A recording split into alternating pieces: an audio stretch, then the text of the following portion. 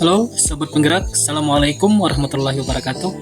Perkenalkan, nama saya Anang Fatwardida SPD, calon guru penggerak Angkatan 10 dari SMP Negeri 1 Banua Lawas, Kabupaten Tabalong, Provinsi Kalimantan Selatan.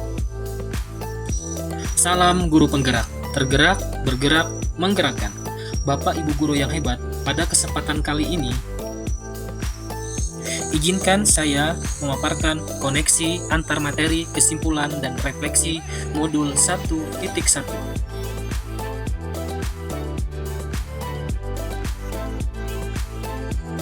Sebelum mempelajari modul ini, saya percaya bahwa anak hanya selembar kertas putih dan kewajiban kita adalah mengisi lembar tersebut.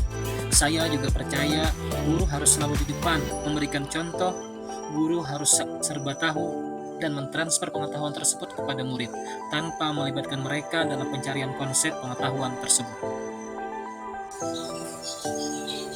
Pembelajaran yang saya terapkan selama ini lebih berfokus pada aspek kognitif. Saya akan merasa gagal ketika peserta didik saya tidak mencapai KKM. Saya juga yakin bahwa pembelajaran terbaik adalah di kelas, karena kelas menurut saya adalah tempat yang memang disiapkan untuk belajar, sehingga dalam kelas anak akan lebih berfokus konsentrasinya.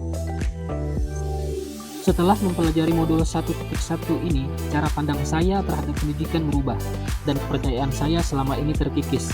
Saat ini, saya sadar bahwa anak bukan selembar kertas putih, melainkan sebuah kertas yang sudah terisi penuh, namun coretan-coretannya masih buram. Coretan-coretan buram ini adalah sifat dasar anak, baik dan buruknya yang ia bawa sejak lahir. Tugas kita sebagai pendidik adalah menuntunnya, mengembalkan coretan-coretan yang baik, dan semakin menyamarkan coretan-coretan yang buruk. Jadi kita hanya bisa mengubah atau membimbing lakunya ke arah yang lebih baik. Namun kita tidak akan bisa mengubah ataupun menghapus dasar yang sudah ia bawa sejak lahir. Kita hanya menebalkan saja atau menyamarkannya saja. Mempelajari modul ini membuat saya sadar bahwa peran seorang pendidik adalah lebih ke Tuturi Handayani. Di belakang memberikan dorongan. Kita harus memberikan kebebasan, kemerdekaan kepada peserta didik dengan segala kodratnya, sehingga mereka mempunyai inisiatif, berpikir kreatif dan inovatif, mampu menemukan sendiri konsep ilmu pengetahuan bukan hanya sekedar disuapi oleh gurunya. Ketika anak diberikan kebebasan sesuai kodratnya, yang dalam hal ini kodrat anak adalah bermain, maka anak akan merasa senang dan tanpa sadar akan cinta belajar.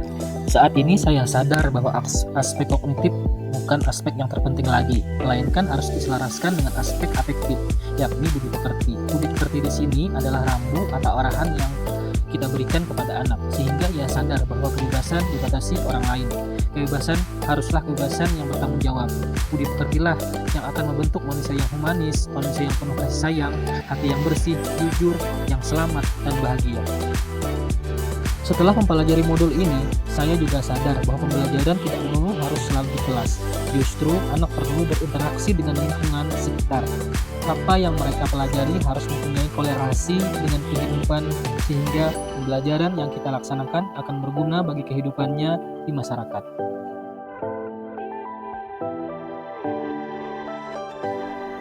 Hal yang akan segera saya lakukan adalah menerapkan merdeka belajar dalam pembelajaran saya. Saya akan mengajak peserta didik untuk turut serta dalam perencanaan pembelajaran, sehingga mereka akan antusias dalam mengikuti prosesnya. Saya akan mendorong peserta didik saya berpikir kreatif, inovatif, dan mempunyai inisiatif dalam mengembangkan gagasannya, sehingga mandiri dalam menemukan konsep-konsep ilmu pengetahuan. Saya juga akan menerapkan pembelajaran kontekstual di mana menjadikan lingkungan dan kearifan lokal sebagai sumber belajar, sehingga peserta didik akan mampu mengenali, melestarikan, dan mengembangkan kebudayaannya. Dalam pemberian kebebasan, kemerdekaan belajar, tentu saja saya akan tetap memberikan rambu-rambu atau arahan agar anak tidak kehilangan arah. Saya akan menanamkan budi pekerti melalui pembiasaan-pembiasaan, baik sebelum memulai proses dan dalam mengakhiri proses pembelajaran. Saya juga akan meminta dukungan dari orang tua dan lingkungan sekitar, karena bagaimanapun sekolah, orang tua, dan lingkungan sekitar adalah 3 aspek pembentuk karakter budi pekerti anak. Demikian yang saya dapat sampaikan, kurang lebihnya saya mohon maaf. Terima kasih. Wassalamualaikum warahmatullahi wabarakatuh.